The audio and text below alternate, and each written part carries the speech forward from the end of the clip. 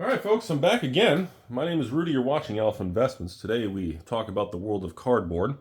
We talk about the things that go up and down in swirly bird circles and, distorting at you and make you angry about your ex. And we talk about the news cycles and the drama and see what you guys want to click on.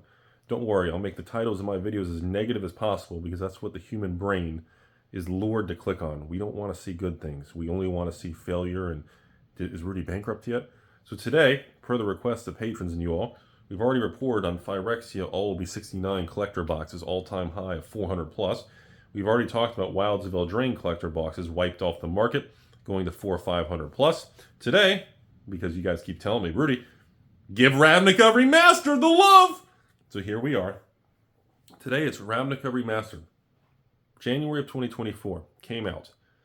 Pre-orders for stores and businesses and scumbags like me were due right at the bottom of the market in 2023. The product released in January of 2024. Every YouTuber, every podcast, every social media thinks that I think it's going to be hot trash. Everybody underordered it. Nobody wanted a piece of it. And when I was all positive about it, I was met with ridicule and all kinds of dumb shit because that's what the internet thrives on. And yet, it's a beautiful world out there. It's a beautiful world. Yeah, there's a lot of bad things, but you know what? Life is perspective. There's a lot of beautiful things, beautiful people, good things that happen every day. And those are the things you guys and nobody wants to really talk about.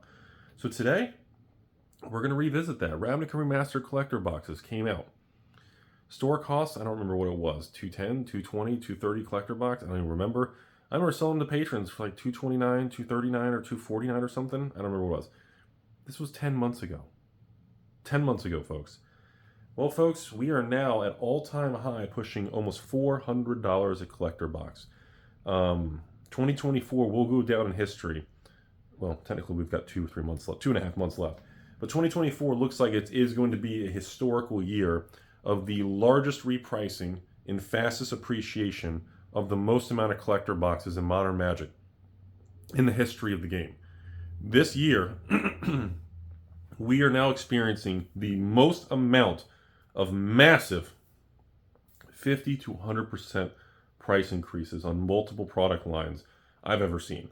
I've never, see, usually it jumps a little, like Lord of the Rings, right?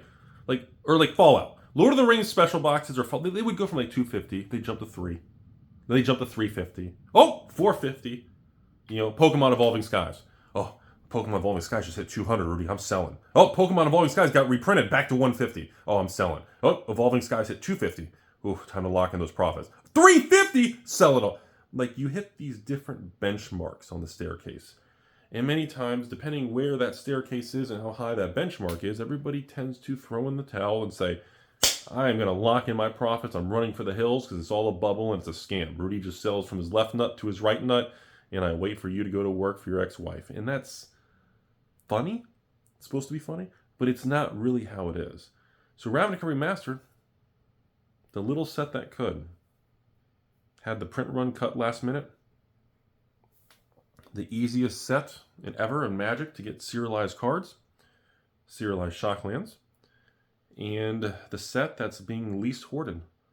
This is why I'm telling you all, this repricing in this bull market energy that we're experiencing is not the same as Pokemon.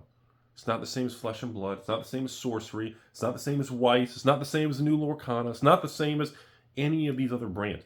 This is a situation of products that nobody wanted because everybody thought the joke was they were going to zero, or the Amazon dump, or Magic 30. And I was on the negative train too. I'm not innocent. And these Ravnica Remastered collector boxes are almost $400 a box. Based on the data, based on how much is left on the open market, essentially nothing. You can't even buy 100 boxes if you wanted to. I don't have any for sale. Go talk to someone else. I'm just telling you what's going on.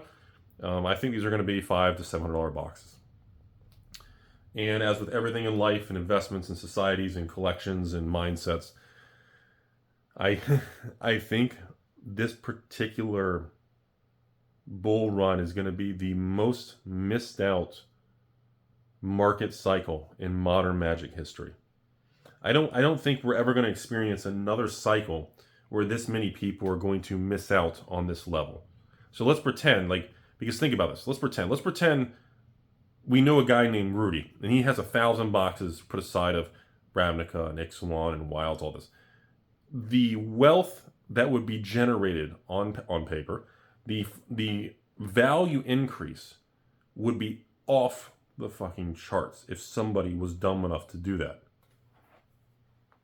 You'd be talking millions upon millions of dollars in financial repricing of these items.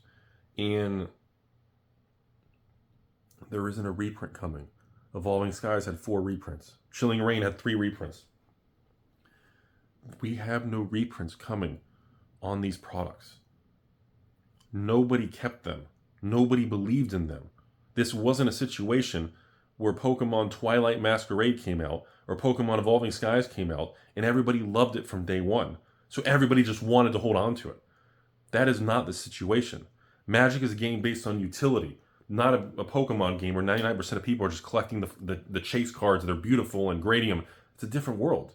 But in this world, people don't have it.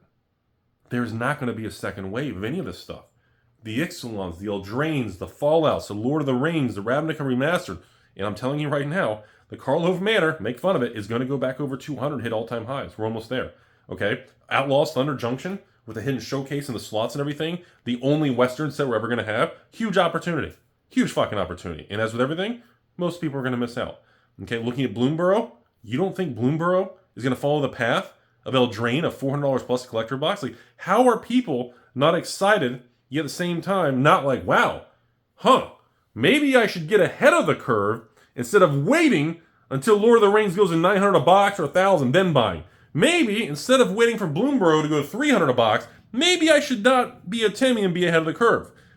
It's wild. But understand something. This is not a temporary bump. This isn't a market buyout.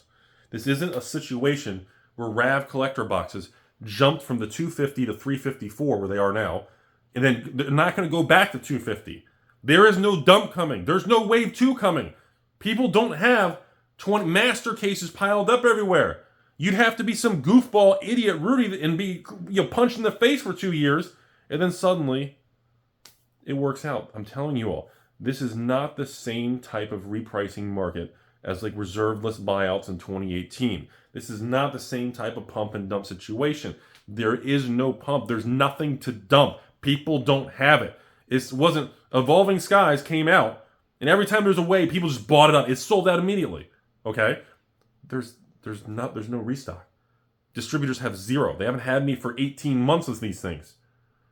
And that's why this is forming one of the greatest repricing bull markets in modern Magic collector box history that essentially almost everyone's going to miss. And it's going to be a beautiful thing.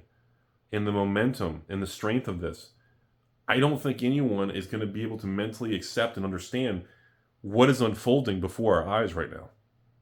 And you're talking to a guy who's not even going to tell you to contact me to sell a box. I don't have any for sale. Go somewhere else. But I'm telling you, you all haven't seen nothing yet. Like, if you're a Buttercup, and I'm telling you to buckle up, Buttercup, you better put on the racing harness. Because as we move through this into 2025, I'm telling you all, you ain't fucking seen nothing yet. Wait till these collector boxes, all these sets, these Ixalans and Wilds and Ravnicas, wait till they're all $500-$600 a box. And everyone's freaking out and angry of how expensive and how everything's for rich people and you can't get them. And then no one's going to mention how we got here. No one's going to mention the long timeline of opportunity to buy these that nobody wanted to. And if you made a YouTube video talking about you think it's a good product, you literally just get negative shit, death threats, and people just close their account and tell you to fuck off and you're a shill. And then you march forward in time, ladies and gentlemen. And as with everything in life, time has a funny way of taking care of it. And like I said in the other videos, all the people who were saying all that stuff and the bad stuff, now that things have turned, you won't hear from them. They will never say anything positive. They will never change their attitude. They're just going to hide in the corner and be quiet because now there's no negativity to report on. And I'm going to continue to kind of update you guys as we move into the end of the year. But there's a lot more room to run here on a lot of these products. I wouldn't underestimate any of this stuff. The draft boxes back in the day are all going to be 100 plus. They're going to match play boxes in the 120s, 130s. Master sets are underpriced. All these collector boxes that are 100, 150, 200 are going to be 3, 4, 5, 600 a box. It's almost like a great repricing era. It's bittersweet, isn't it? It's kind of a weird thing. Life is a funny thing.